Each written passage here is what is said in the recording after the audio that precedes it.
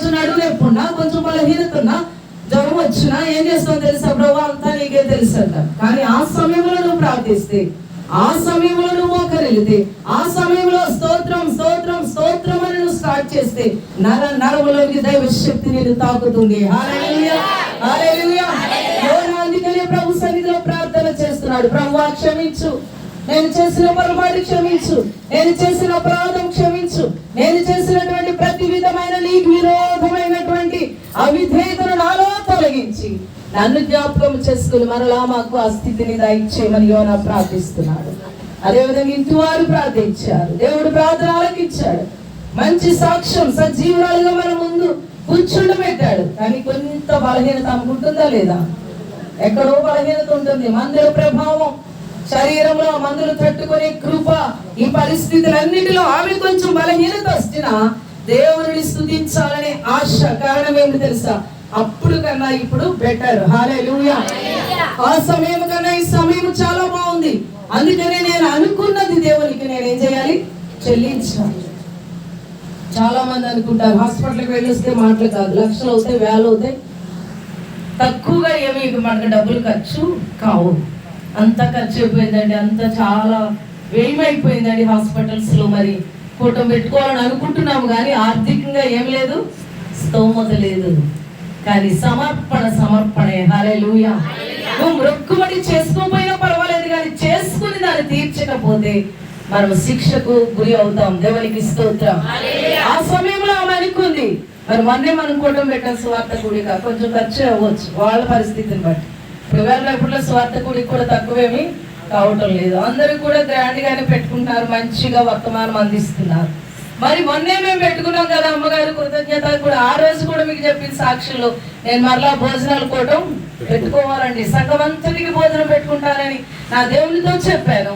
అందుకని ఈ రోజు తన యొక్క సాక్ష్యాన్ని చెప్పి మనందరినీ దేవుని నామై మాత్రమే దేవుని గానపరుస్తుంది. హల్లెలూయా హల్లెలూయా. దేవుని సన్నిధిలో చూస్తే ఉపద్రవములో యెహోవాకు మనవి చేయగా దేవుడు అతని ప్రార్థన ఆలకించెను. హల్లెలూయా హల్లెలూయా. ఎక్కడ వచ్చిన చూద్దాం. కోపములో నుండి నా ప్రాణము నాలో మూర్ఛిల్లగా ఆగుదాం. హల్లెలూయా. ఎక్కడ?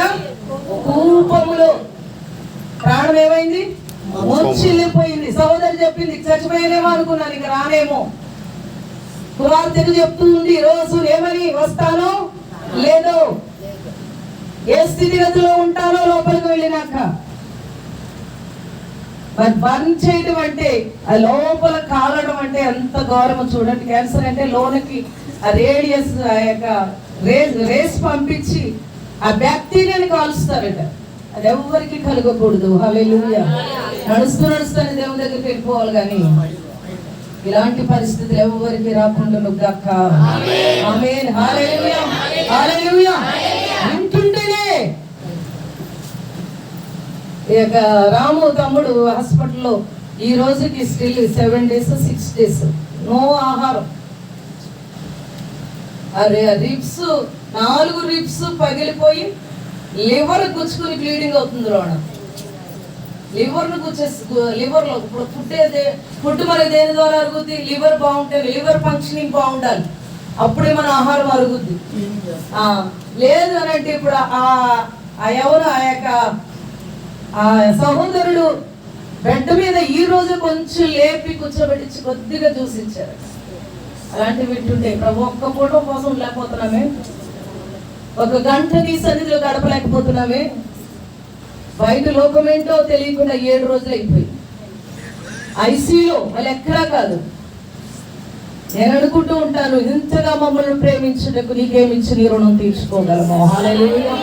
చిన్న బాధ నీకు వస్తే, చిన్న శోధన నీకు వస్తే, పోయి ఏమన్నా అతను జబ్బు పడి హాస్పిటల్కి వెళ్ళాడు, అన్ఎక్స్పెక్టెడ్ గా బాగున్న మనిషిని ప్రక్కన రోడ్డు పక్కన నుంచున్న వ్యక్తిని బొలోరో వచ్చి గుద్దితే అది దేవుడు మరి ఏ విధంగా అతను కాపాడాడో చూడండి. నువ్వు అనుకుంటూ ఉంటావు నాకే ఈ శ్రమలు, నాకే ఈ బాధ, నాకే ఈ శోధన.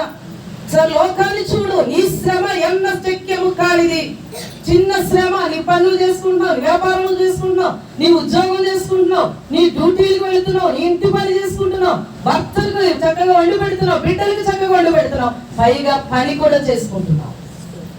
ఎంతగా ప్రేమిస్తున్న దేవునికి ఏమి ఇవ్వగలుగుతున్నావు ఈ రాత్రి? హల్లెలూయా, హల్లెలూయా.